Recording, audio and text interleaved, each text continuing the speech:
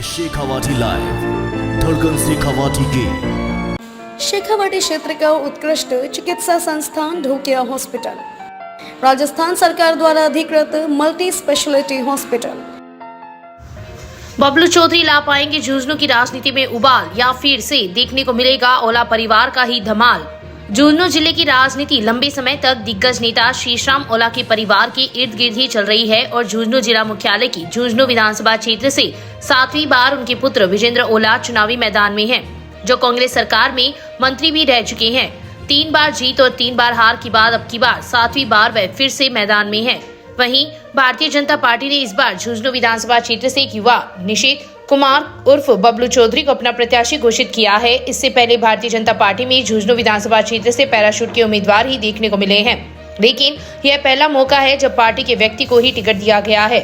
इसमें कोई शक नहीं है कि कांग्रेस सरकार ने प्रदेश में बहुत काम किए हैं, लेकिन झुंझुनू विधानसभा क्षेत्र में जितना काम होना चाहिए था उतना नहीं हुआ है, क्योंकि विजेंद्र ओला जिस दिग्गज परिवार से आते हैं उनके प्रदेश में कद के अनुसार विधानसभा क्षेत्र में विकास देखने को नहीं मिला। यदि ऐसा होता तो खेल विश्वविद्यालय यहां से दूर नहीं जाता।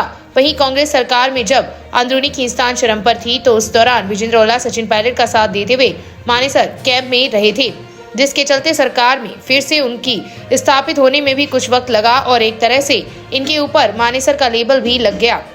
वहीं भाजपा के प्रत्याशी बबलू चौधरी पिछले चुनाव में निर्दलीय के रूप में अपनी ताल ठोकी थी और एक बड़ी मात्रा में उन्होंने वोट लिया था और भाजपा के प्रत्याशी राजेंद्र भामुन इससे सिर्फ लगभग 6000 वोट ही ज्यादा ले पाए। पार्टी के साथ क्षेत्र के लोगों में भी इन्होंने अपनी उपस्थिति दर्ज करवाई, जिसके चलते ही इनको यहाँ पर टिकट दिया गया है।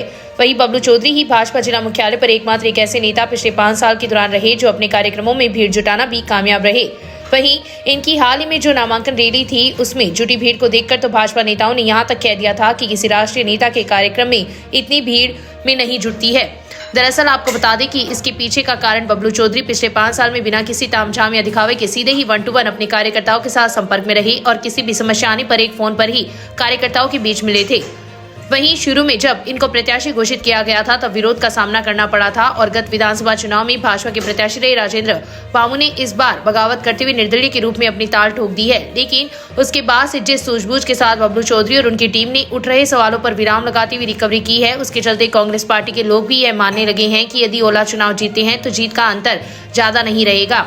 बबलू चौधरी की ताकत ऐसे कार्यकर्ता है जो बिना किसी स्वार्थ के साथ उनके साथ जुड़े हुए हैं और ग्रामीण क्षेत्रों में तो कई स्थानों पर ऐसी मीटिंग भी हुई है जो इनके नजदीकी कार्यकर्ता थे, ना तो उन्होंने कोई माला डाली ना कोई माला पहनी।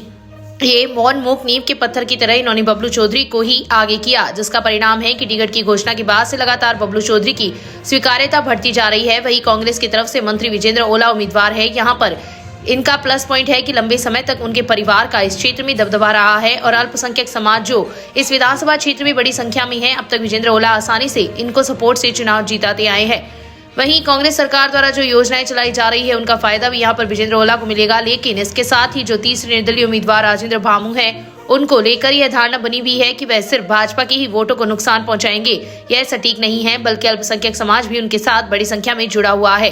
लेकिन देखने वाली बात है कि यह संख्या मतों की संख्या में कितनी बदलती है। इसके साथ ही कई स्थानों पर राजनीतिक और जातिगत समीकरण इस प्रकार बने हुए हैं कि वह दोनों ही पार्टियों के नेताओं को नुकसान पहुंचाते हुए नजर आ रहे हैं। अब ऐसे में यदि जाट समाज का बड़ा तबका एक बार फिर अपने समाज के युवा पर ज्यादा विश्वास जता दे तो चौंकाने वाले परिणाम भी झुंझुनू विधानसभा क्षेत्र से देखने को मिल सकते हैं। नहीं तो फिर से ओला परिवार का कमाल ही आपके यहाँ से देखने को मिलेगा।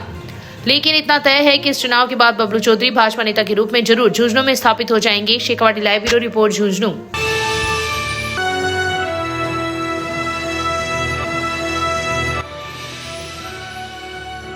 ये है शेखावाटी लाइव, धड़कन शेखावाटी की।